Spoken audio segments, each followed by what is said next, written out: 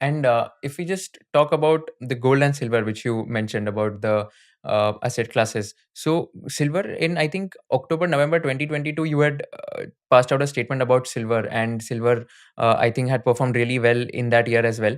As of now, what's your lookout or view on these asset classes? Gold, I think you mentioned that it, like in the next 6 months, maybe it can do well. It is at an all time high. So, what about gold and silver? Like, what's your view on these asset classes? No, silver is better than gold because it has underperformed gold. But silver also is not as attractive as it was in 2022. 2022, it was really attractive. It's not as attractive as 2022.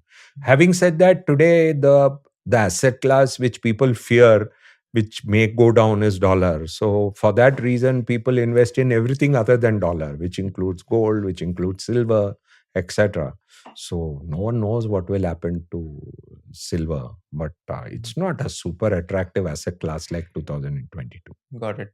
And if we just talk about the contrarian thinking approach, which you are always like implementing in your experience as well, like you're known for contrarian thinking and taking contrarian bets. Can you give an example of a time when you took a contrarian bet, it went right, and an example of a time when you took a contrarian bet and it went wrong? The reason of asking this is because we also want to understand how to develop that contrarian thinking, which is very difficult for a person to develop. It's pretty tough.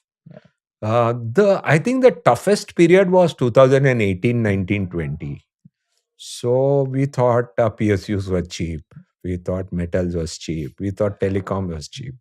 So 2018, we thought it was cheap. 2018, second half, we thought it was cheap. 2019, we thought it was cheap. 2020, COVID came. All those things came down even further. So people started asking, what is this PSU, PSU, PSU? You keep saying metals, metals, metals. You keep saying telecom, telecom, telecom. You keep saying. It was so tough. So till 2020 October, I remember in 2020 October, it became so difficult to hold that position because all the way from 2018 to 2020 October, it didn't work.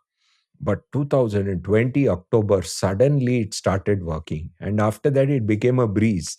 But just imagine for 3 successive years from 2018 to 2020, it was a very, very tough time.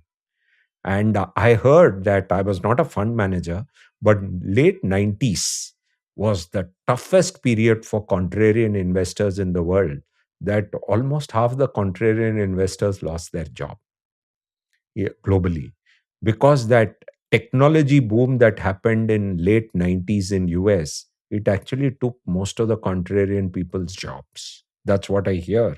And that is the what but I was not a fund manager then. It was one of the toughest periods for contrarian.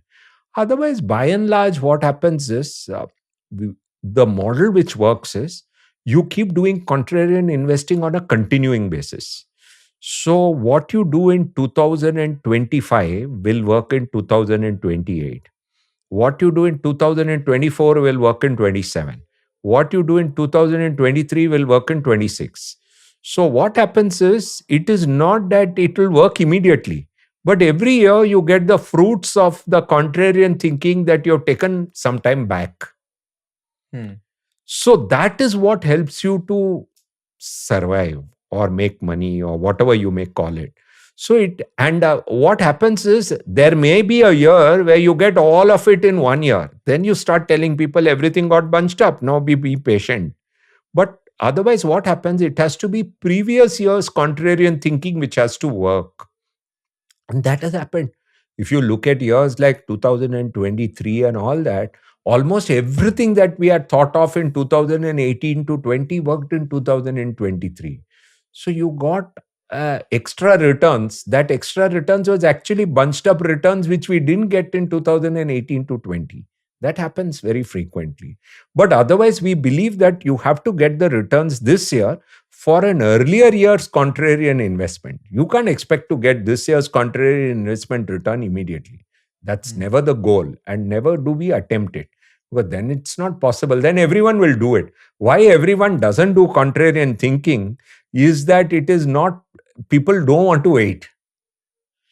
And for example, if Warren Buffett is sitting on $300 billion of treasury money, it is because he knows he has to wait to invest.